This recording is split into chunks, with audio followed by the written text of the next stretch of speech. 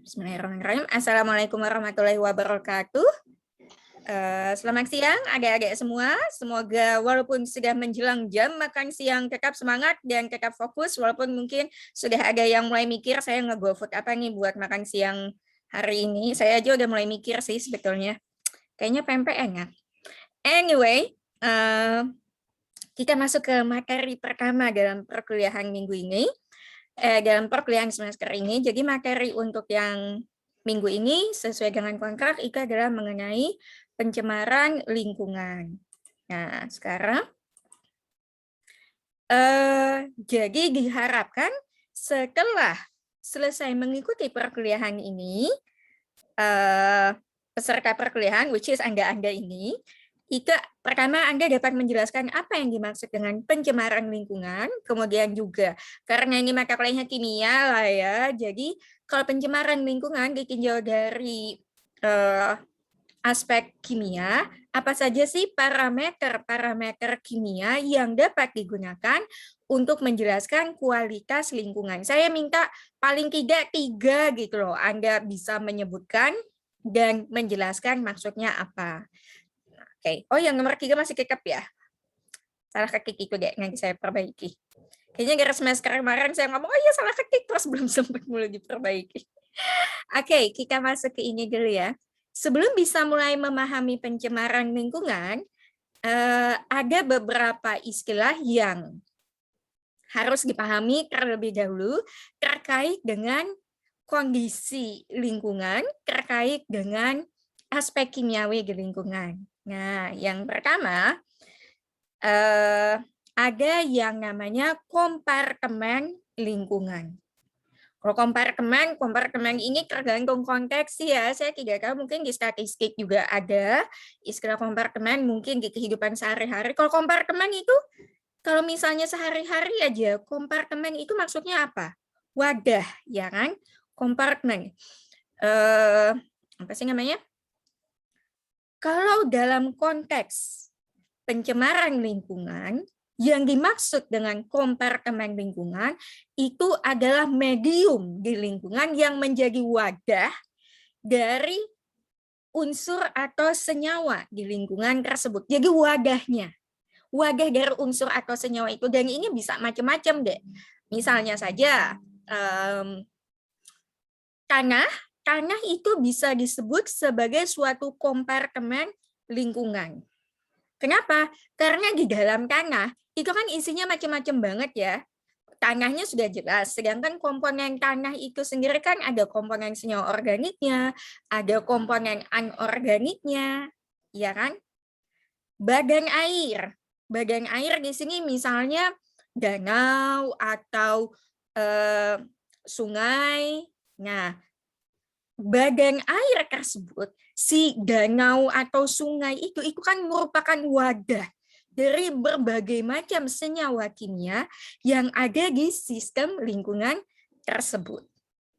Atmosfer atau udara itu juga dapat dikatakan sebagai suatu kompartemen lingkungan, karena kan atmosfer kita ini itu adalah suatu wadah di mana ada berbagai macam gas-gas, ada berbagai macam unsur dan senyawa kimia yang campur aduk. Dia mengalami reaksi di dalamnya, dia mengalami pergerakan, dia mengalami transformasi atau perubahan. Sebentar ya.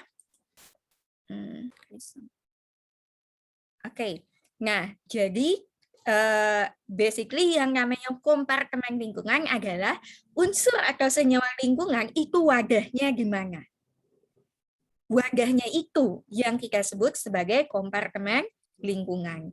Dan jangan salah, yang namanya kompartemen lingkungan itu tidak hanya komponen abiotik yang ada di lingkungan, tidak hanya danau, tidak hanya sungai, tidak hanya tanah gambut, tidak hanya atmosfer, tapi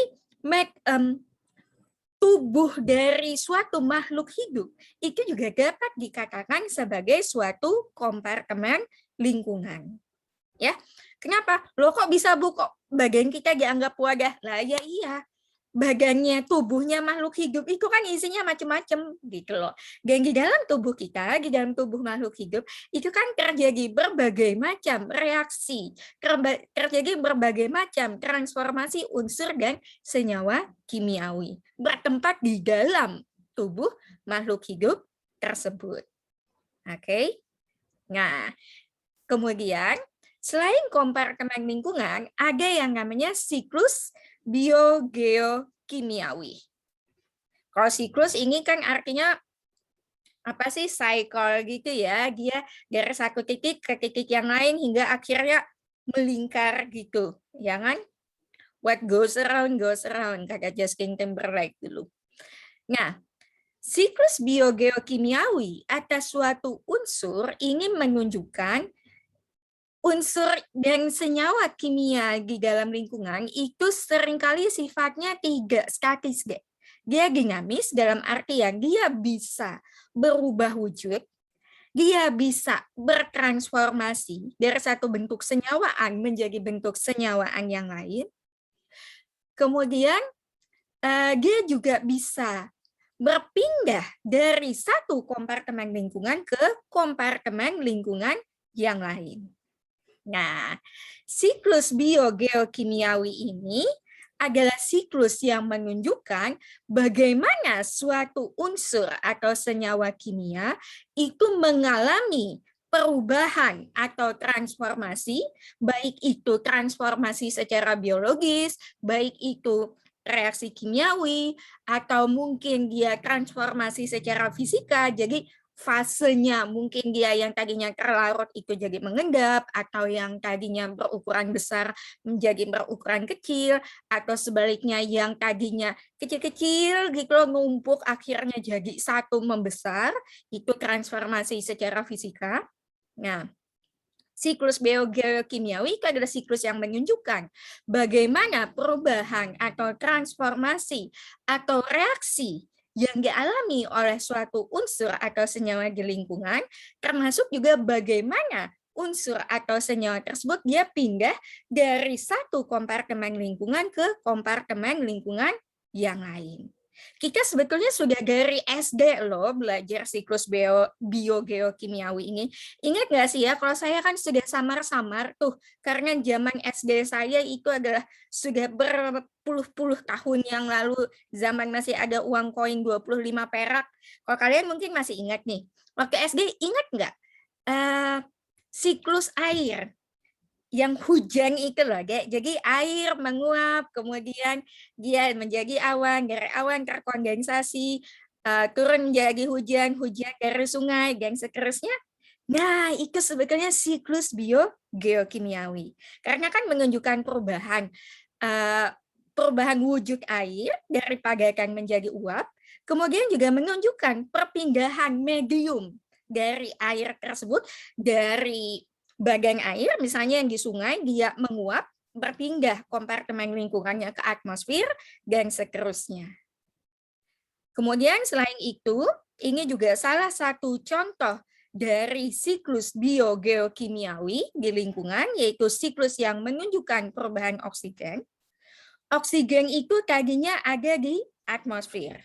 Jadi kompartemen lingkungannya itu adalah atmosfer. Kemudian mulai proses respirasi, dia mengalami perpindahan dari satu kompartemen lingkungan yaitu atmosfer ke kompartemen lingkungan lainnya yaitu makhluk hidup.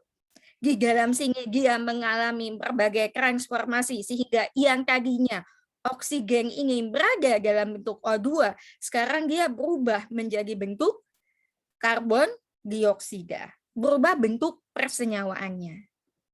Oke? Jadi bisa ya kalau saya minta apa yang dimaksud dengan kompartemen lingkungan, atau misalnya saya nanya, ada logam yang terlarut di air sungai, kompartemen lingkungannya apa? Air sungai, bisa ya. Kemudian apa itu siklus biogeokimiawi juga kalian bisa menjelaskan konsepnya. Nah, kemudian pada dasarnya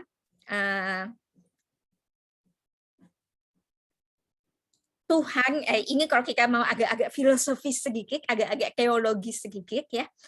Yang namanya Tuhan itu kan menciptakan segala sesuatu itu dengan penuh kesempurnaan. Termasuk juga Tuhan menciptakan dunia dan lingkungan ini sebetulnya udah in perfect harmony and balance gitu loh, deh. Dalam keadaan alamiah, lingkungan hidup itu berada di dalam suatu keadaan seimbang. Yang artinya apa? Kondisinya itu stabil. Setiap komponen yang ada di lingkungan, kalau dia berada dalam suatu kondisi kesetimbangan lingkungan, setiap komponen tersebut berada dalam kondisi yang saling menunjang kehidupan satu sama lain.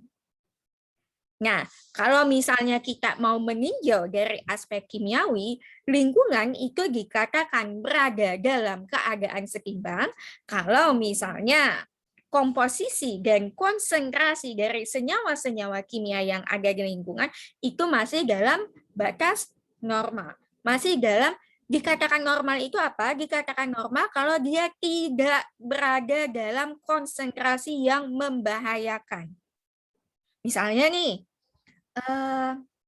besi ini misalnya, kadar besi itu normal nggak ada di lingkungan, ya wajar gitu loh. Yang namanya, apalagi kalau air sungai, itu kan biasanya ada endapan ferrik segala macam ya, ya wajar kalau misalnya masih ada kadar besi di dalam air sungai. Tapi kalau misalnya kondisinya setimbang, kadar besi yang ada di dalam air sungai tersebut itu tidak berada di dalam konsentrasi yang terlalu tinggi.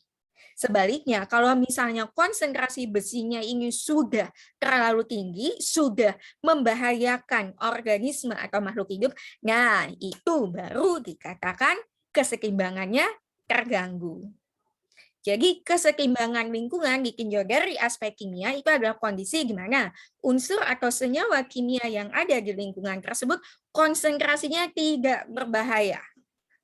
Ini tolong diingat definisi ini karena akan membantu kita untuk memahami konsep lainnya. Nah, sekarang kalau misalnya nih kalian dikasih lihat gambar kayak gini, ini hati-hati ya, mau saya tunjuk-tunjuk soalnya. Kalau misalnya Anda melihat gambar-gambar yang ini aja, gambar pertama ini, menurut Anda apakah lingkungan tersebut sudah mengalami pencemaran lingkungan? Kalau menurut Anda? Ada yang manggut-manggut. Saya nggak tahu manggut-manggutnya itu karena menjawab iya atau ada mamanya di depan kuliah kayak kamu aja. Saya tadi nanyain soalnya kamu nggak ngasih kuliah. Ya ini lagi ngasih kuliah. Oke, ada yang bilang iya. Nah, kenapa Anda bisa ngeklaim bahwa telah terjadi pencemaran lingkungan? Sorry. Ada yang mau jawab?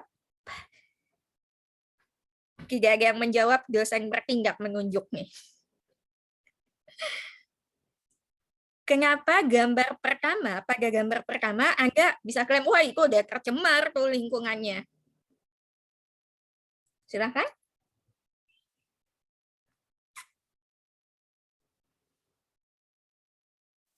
Ini tanggal berapa? 23.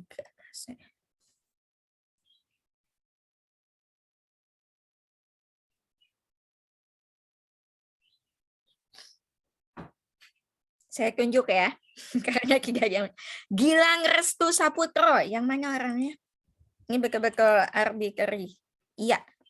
Kalau menurut kamu itu telah terjadi pencemaran atau enggak, guys? Terjadi pencemaran atau tidak? Menurut saya, iya. Kenapa? Ya, karena ada sampahnya. Oke, karena sampahnya banyak sekali. Ya. Nah, kalau ditinjau dari definisi kita tadi kan artinya konsentrasi bahan-bahan yang ada, konsentrasi barang-barang yang ada di sini kan sudah membahayakan gitu loh. Dia menutupi permukaan air dan seterusnya. Ya kan? Oke. Selanjutnya. Sebentar ya.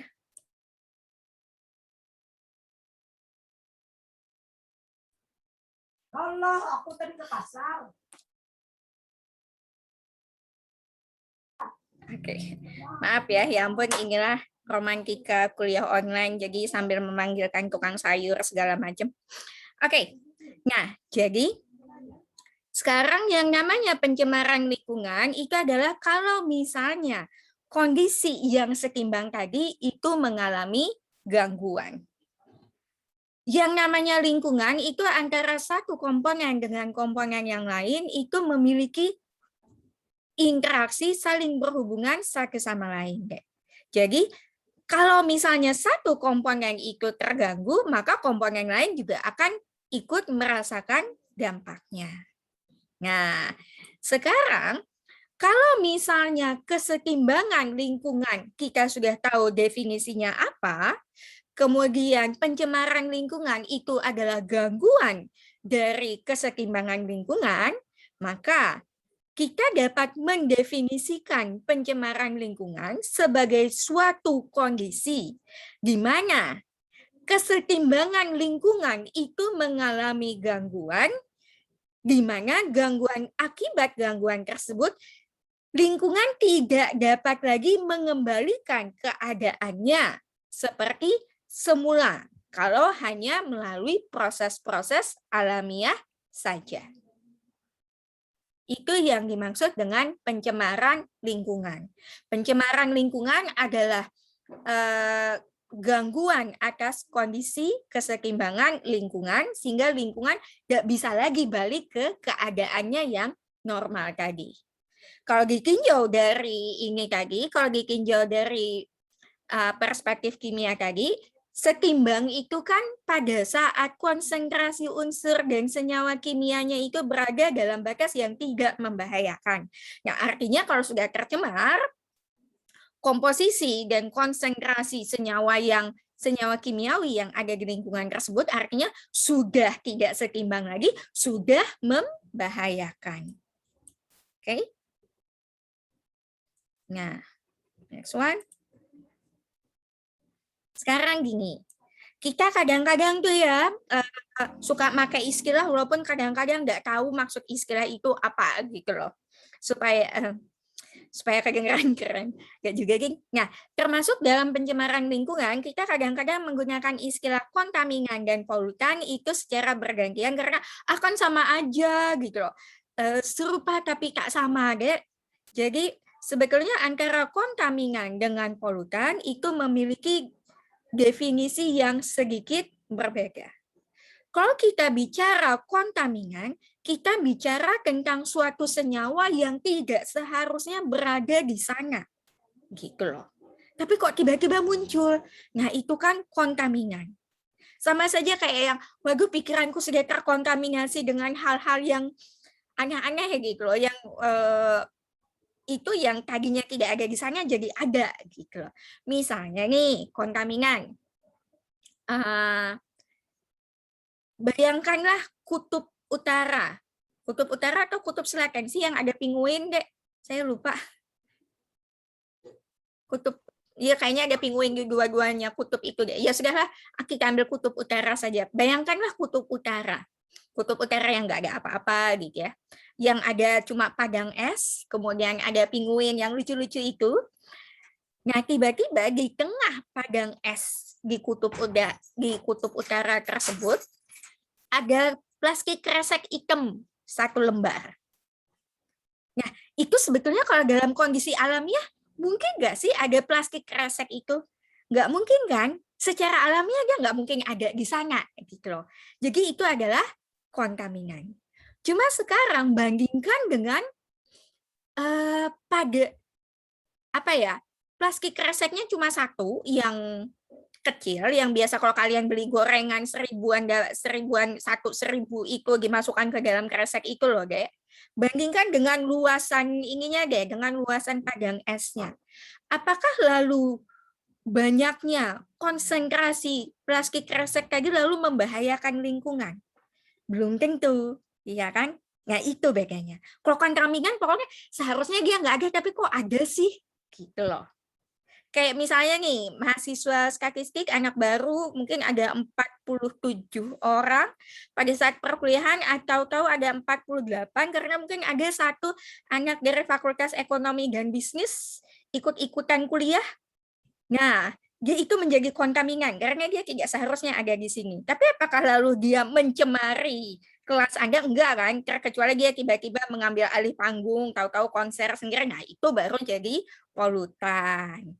Kalau polutan ini gini deh, kita bisa ngomong bahwa suatu senyawa itu adalah suatu polutan kalau misalnya konsentrasi dari si suatu senyawa tersebut sudah melebihi batas normal yang tidak membahayakan. Jadi polutan itu kalau konsentrasinya sudah membahayakan makhluk hidup yang ada di lingkungan tersebut, nah itu baru kita katakan polutan. Kayak misalnya ini deh tadi, besi tadi misalnya, atau misalnya timbal, atau misalnya beberapa jenis logam berat itu dia memang pasti ada di lingkungan. Dia pasti ada di lingkungan, tapi di lingkungan biasanya konsentrasinya itu sangat rendah, sehingga tidak membahayakan. Tapi pada saat konsentrasi dari logam berat tersebut, apalagi akibat aktivitas antropogenik ini adalah aktivitas yang berasal dari kegiatan manusia, kalau misalnya konsentrasi logam berat di lingkungan tersebut jadi terlalu tinggi sehingga membahayakan keseimbangan lingkungan, nah itu baru kita katakan sebagai polutan. Nitrat misalnya, nitrat itu di lingkungan harus ada deh. Kalau enggak tumbuhan nggak bisa tumbuh, tanaman nggak bisa tumbuh. Nitrat itu adalah salah satu unsur yang seharusnya ada di perairan. Tapi kalau misalnya konsentrasinya terlalu tinggi, nah itu bisa menyebabkan keracunan. Atau kayak tadi, misalnya ada satu mahasiswa, katakanlah ada satu orang mahasiswa mau ikut-ikutan mungkin pengen tahu katanya dari pendidikan sendra tari, ikut kuliah kita sekarang. Nggak apa-apa sebetulnya kalau cuma jadi kontaminan doang. Tapi kalau sudah ada 30 orang dan itu mereka tiba-tiba praktek nari waktu kita lagi kuliah, nah itu mereka jadi polutan deh. Karena jadi mengganggu keseimbangan kelas kita. Oke. Jadi paham ya bedanya antara kontaminan dengan polutan. Kemudian ada yang namanya ambang batas. Ambang batas itu gini. Ambang batas itu biasanya kan seperti yang saya sebutkan, konsentrasi suatu senyawa, lingkungan kita ini punya kemampuan untuk kalau misalnya ada gangguan, kalau misalnya gangguannya masih bisa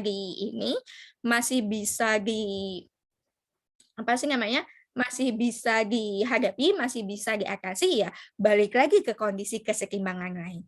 Tapi akan ada satu batas di mana kalau batasan tersebut terlewati, maka ekosistem lingkungan tidak bisa lagi secara alamiah balik ke kondisi sebelumnya. Kayak gini deh, misalnya,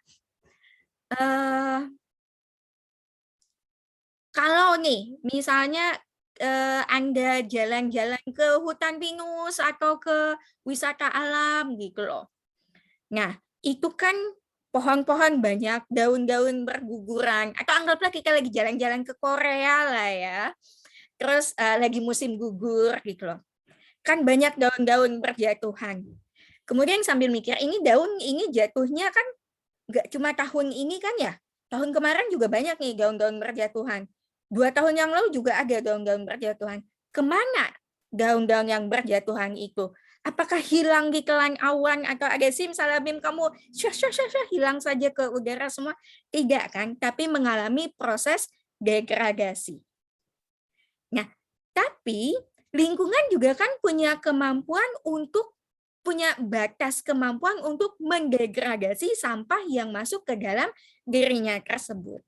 Selama sampah-sampah yang ada di lingkungan tersebut banyaknya itu masih berkesesuaian dengan kecepatan lingkungan untuk mendegradasi sampah tadi ya masih bisa gitu. Tapi misalnya kita terus-terusan numpukin sampah gitu hingga kecepatan alamiah lingkungan untuk mendegradasi sampah-sampah tadi jadi terlewati. Nah, itu kita sudah melewati ambang batas lingkungan. Oke. Next one. Nah, sekarang masuk yang ke agak kimianya sedikit ya. Belum ketemu rumus-rumus kimia segala macam, belum ada kimia segi 6 segala macam. Nah, parameter kimia di lingkungan, jadi kualitas lingkungan itu bisa ditunjukkan, bisa kita amati dengan menggunakan beberapa parameter. Parameter lingkungan. Misalnya nih, kalau misalnya jalan-jalan, saya yakin di sini pasti ada yang hobinya traveling terutama ke alam gitu. Nah, kan berasa ya bedanya kalau misalnya kita ke alam terbuka yang tidak ada pencemaran udara segala macam, udaranya terasa lebih segar. Atau misalnya Anda beda antara sungai, bukan sungai sih ya, selokan yang ada di depan rumah sakit Ulin itu bandingkan dengan sungai yang ada katakanlah di daerah hulu sungai di Loksado itu kan kualitasnya beda banget ya. Nah, jadi kualitas lingkungan itu salah satunya bisa ditunjukkan dengan melihat berbagai macam parameter. Parameter-parameter ini bisa parameter fisika, parameter kimia, parameter biologi. Kalau kita bicara tentang parameter kimiawi yang menunjukkan kualitas lingkungan, itu biasanya kita akan merujuk pada konsentrasi dari kandungan senyawa kimia yang ada di lingkungan tersebut. Parameter kimiawi di lingkungan ini umumnya adalah berapa banyak sih konsentrasi suatu unsur atau senyawa kimia yang ada di suatu lingkungan. Beberapa yang paling sering digunakan, berapa banyak oksigen terlarut atau DO, dissolved oxygen, terutama di lingkungan perairan. Tentu saja kalau untuk lingkungan perairan, yang kita harapkan kandungan oksigennya itu tinggi. Kenapa? Ya menurut Ngana, ikan itu bernafasnya kan pakai oksigen. Organisme akuatik itu tentu saja masih membutuhkan oksigen untuk bernafas. Oleh karena itu, kandungan oksigen terlarut itu merupakan salah satu parameter kimia yang menunjukkan kualitas lingkungan perairan. pH atau keasaman. Ayo, pH ada yang masih ingat rumusnya? Apa yang dimaksud dengan pH?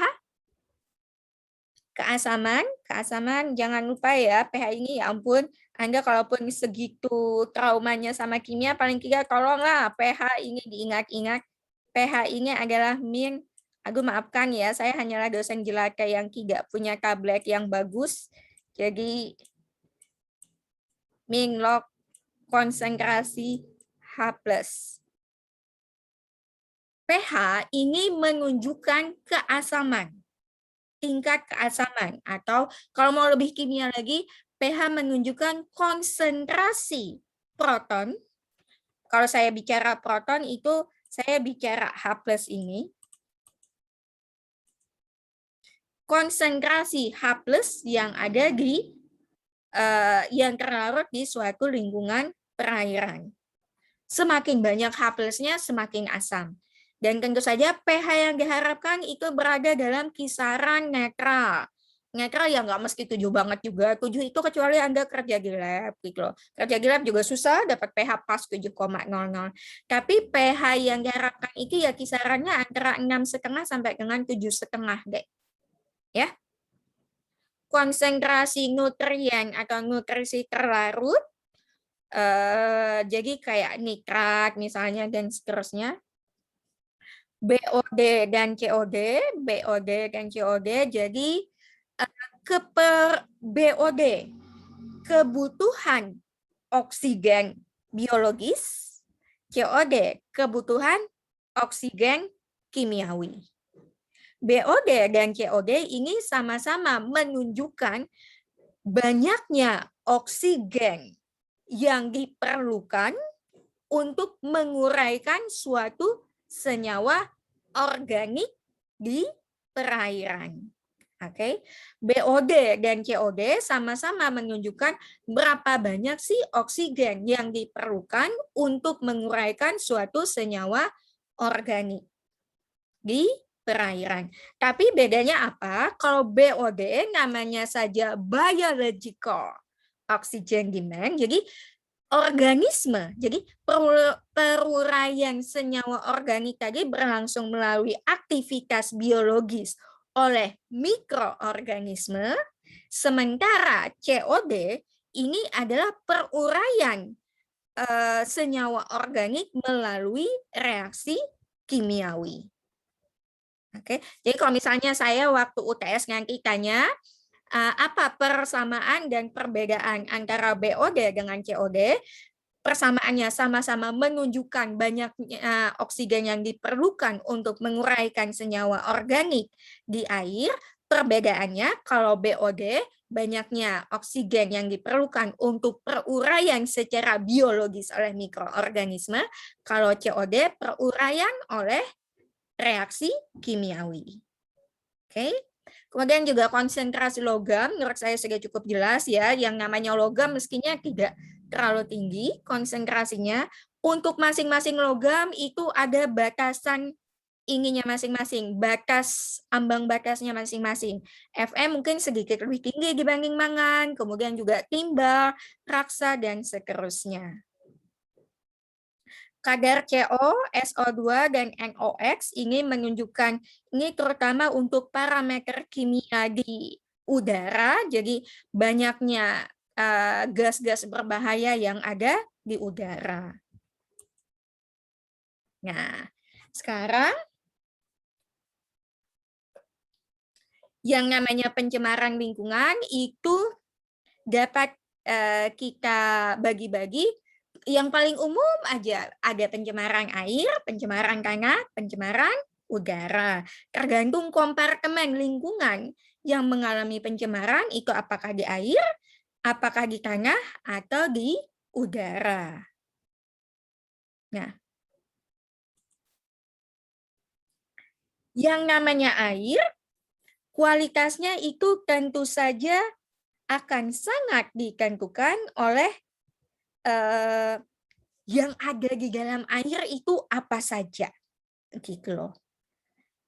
Kalau misalnya air itu kita katakan tercemar, itu air dikatakan tercemar kalau misalnya kualitas dari air tersebut ini sudah tidak bisa lagi kita gunakan untuk keperluan-keperluan tertentu. Nah, dan hati-hati di sini ya, nanti air itu kan kalau misalnya berdasarkan peraturan Menteri Lingkungan Hidup, air itu dapat digolongkan menjadi 4 golongan, tergantung peruntukannya untuk apa. Ada air untuk air baku ini air yang diolah oleh PDAM untuk air yang lalu didistribusikan ke air ledengnya kalian masing-masing itu. Kemudian juga ada air untuk kebutuhan rekreasi, ada air untuk kebutuhan apa sih namanya? Kebutuhan pertanian dan seterusnya. Kualitas air yang diperlukan untuk apa sih namanya? Untuk satu kebutuhan belum tentu sama dengan kualitas air yang diperlukan untuk kebutuhan lainnya. Misalnya saja kualitas air untuk air baku yang selanjutnya digunakan untuk air minum itu enggak mesti sama dengan kualitas air yang digunakan untuk mengairi sawah. Bu, kalau misalnya saya menggunakan air minum untuk mengairi sawah bapak saya boleh? Ya boleh, Dek, monggo, tapi nggak sayang kok. Nah, jadi dilihat lagi Air itu dikatakan tercemar kalau misalnya kualitas air tersebut sudah tidak lagi memenuhi persyaratan untuk keperluan tertentu. Parameter yang digunakan untuk menunjukkan kualitas air ini seperti yang sudah saya sebutkan tadi, pH jangan lupa menunjukkan keasaman pH yang diinginkan, kisaran netral antara 6,5 sampai dengan 7,5 lah ya, 8 sudah mulai berasa licin. Dissolved oxygen atau kandungan oksigen terlarut, BOD dan COD, turbiditas. Turbiditas ini kekeruhan. Kekeruhan, tentu saja kalau misalnya air tersebut digunakan untuk air baku, ya kekeruhannya ini diharapkan kekeruhan yang rendah. Pengennya kan yang jernih lah ya. Mana ada yang mau Anda minum air butek kayak gitu. Nah, turbiditas, kemudian kalau turbiditas ini biasanya kaitannya dengan TSS atau total suspended solid. Kandungan zat padat tersuspensi. Nah, kandungan zat padat tersuspensi ini beda ya sama kandungan zat padat terlarut.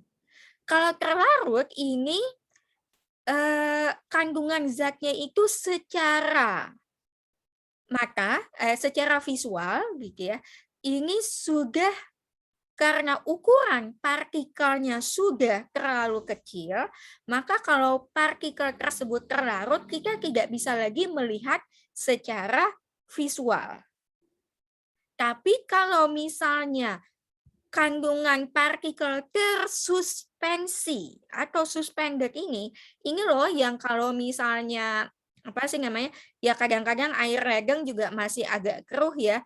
Kalau misalnya kita masukkan ke tabung reaksi gitu atau ribet Bu nyari tabung reaksi di rumah, mana ada saya buka lemari ada tabung reaksi nganggur. Pakai ini deh, pakai gelas yang agak tinggi jernih gitu. Kalau masih kelihatan yang partikel-partikel melayang-layangnya itu, nah itu namanya tersuspensi. Partikel tersuspensi ini partikel yang paling nanggung aja. Dia tidak cukup kecil sehingga masih bisa terlihat oleh mata, tapi mau mengendap juga dia belum cukup besar ukurannya. Jadi yang di tengah-tengah, ya. Kandungan zat terlarut itu juga sangat menentukan kualitas air di suatu lingkungan. Nah, pada dasarnya yang namanya pencemaran air itu diakibatkan umumnya akibat aktivitas antropogenik. Aktivitas antropogenik atau antrop manusia, genik berasal dari, jadi antropogenik berasal dari manusia. Tidak hanya aktivitas kita dapat melepaskan berbagai macam berbagai macam polutan dan kontaminan ke lingkungan, tapi juga sebetulnya aktivitas kita itu dapat mengganggu siklus biogeokimiawi. Yang paling gampang deh ya, global warming atau perubahan iklim, climate change itu sudah jelas merupakan salah satu aktivitas manusia yang menyebabkan terganggunya siklus biogeokimiawi. Kayaknya nanti pertemuan keempat apa kelima kita bicara tentang climate change ya. Kemudian juga ini aja, pembangunan yang tidak berwawasan lingkungan. Asyah bahasa kita.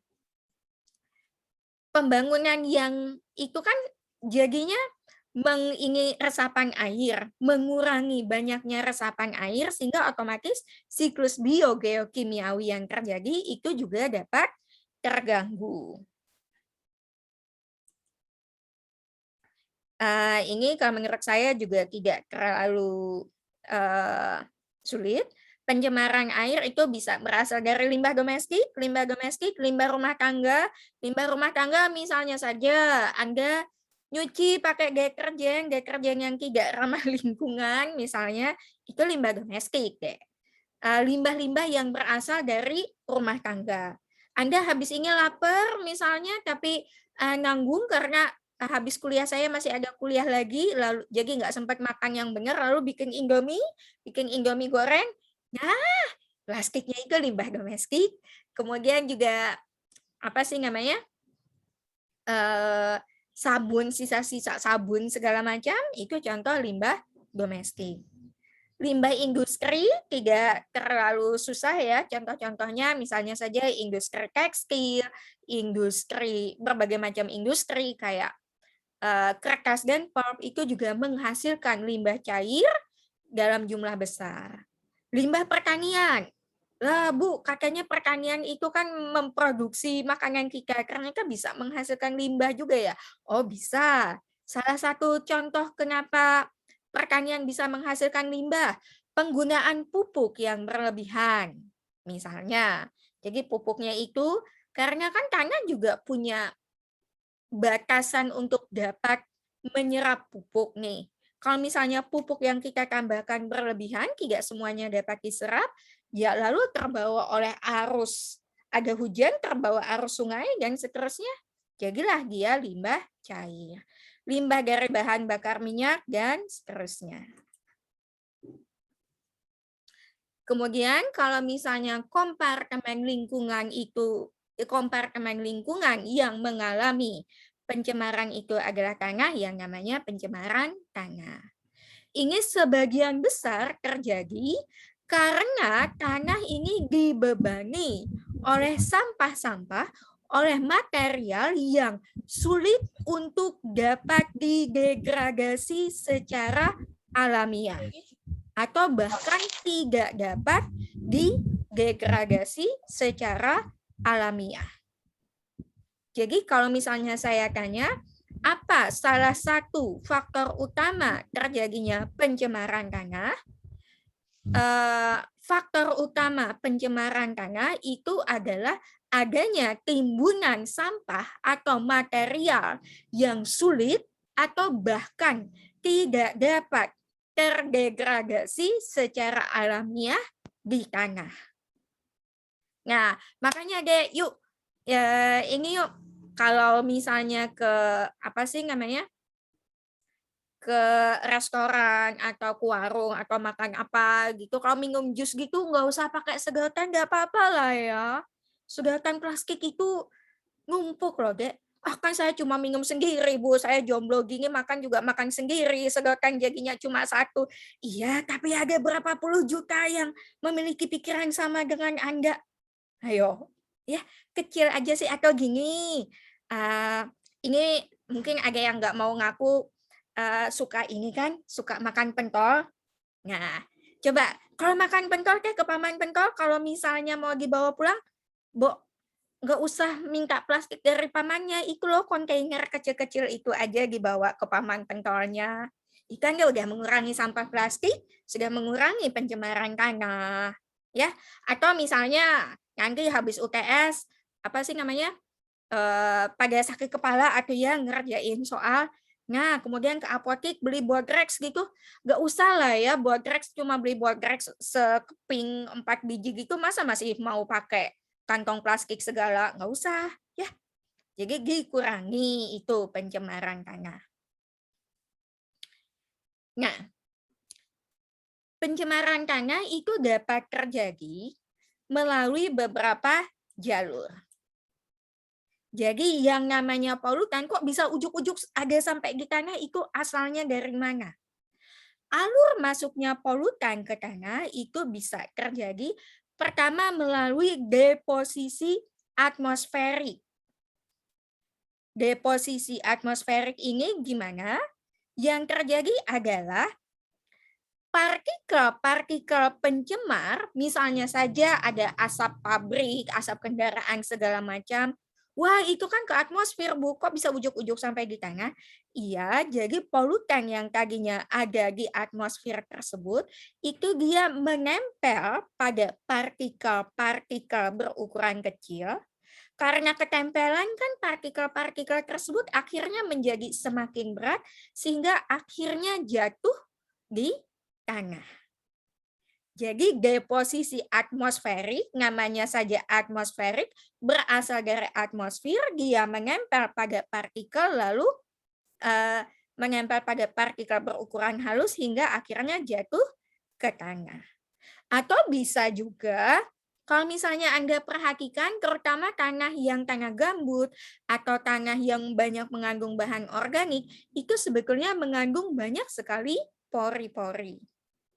Banyak sekali mengandung pori-pori, jadi gas-gas yang merupakan polutan atau pencemar tersebut langsung diserap, sorpsi ini penyerapan, langsung diserap oleh permukaan tanah. Kemudian jalur ketiga antara lain adalah ya kita memang membuang sampah ke permukaan tanah, baik itu sengaja maupun enggak. Misalnya nih, kalau misalnya ada di antara kalian yang merokok gitu, saya pengen sebel sebetulnya ngeliat orang ngerokok di tempat umum gitu loh, pengen yang, "Mas, itu nggak bisa asapnya ditelan sendiri aja," gitu loh. Nah, itu puntung rokoknya Anda buang kemana sih kalau misalnya lagi di jalan gitu? Ke tanah kan? Nah, itu salah satu contohnya. Kemudian juga pencemaran tanah, apalagi mungkin yang Januari 2021 kemarin ya, banyak pencemar, polutan, dan kontaminan yang terbawa oleh arus air. Ini ada beberapa dampak negatif yang mungkin terjadi akibat pencemaran tanah. Antara lain adalah satu, kualitas tanah tentu saja menurun yang akibatnya apa? Ini dapat berujung pada phytotoxicity. Phytotoxicity, jadi kualitas tanah jadi turun karena sekarang tanah jadi mengandung senyawa-senyawa yang berbahaya, kemudian senyawa berbahaya yang ada di dalam tanah tadi lalu diserap oleh tanaman, kemudian tanamannya mungkin tahan, kita yang mengkonsumsi tanaman yang tidak tahan, jadi mengalami keracunan. Kerusakan bangunan, bahaya ledakan dan kebakaran, dan seterusnya. Pencemaran udara ini saya tidak akan terlalu banyak karena sebetulnya ini juga akan kita bahas di beberapa pertemuan yang akan datang. Tapi pada dasarnya, seperti yang saya sebutkan di awal tadi, dalam kondisi alamiah, lingkungan kita ini punya kemampuan untuk kembali ke keadaan seimbang kalau misalnya keadaan seimbang tersebut mengalami gangguan. Tapi ya kita aja jadi manusia nggak benar, nggak tahu berterima kasih gitu loh. Jadi kita mengganggu kondisi keseimbangan tersebut sehingga lingkungan nggak bisa lagi balik ke keadaan semula. Nah, pada dasarnya yang namanya pencemaran lingkungan dimanapun kompartemennya, apakah itu pencemaran air, pencemaran udara, pencemaran tanah, itu sama. Itu merupakan suatu kondisi di mana kompartemen lingkungan tersebut, apakah di air, atau di udara, atau di tanah, senyawa kimia yang ada di situ itu konsentrasinya lebih tinggi dibandingkan kondisi alamiahnya. Sehingga dapat berdampak negatif bagi lingkungan, terutama bagi makhluk hidup. Wah, ternyata selesai. Oke, sampai sini ada yang mau ditanyakan tidak?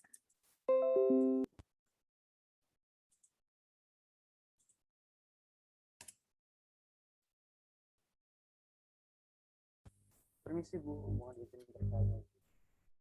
Ada yang mau ditanyakan atau ada yang perlu saya ulangi atau mungkin ada yang perlu dikonfirmasikan? Oh iya, ini nanti apa sih namanya?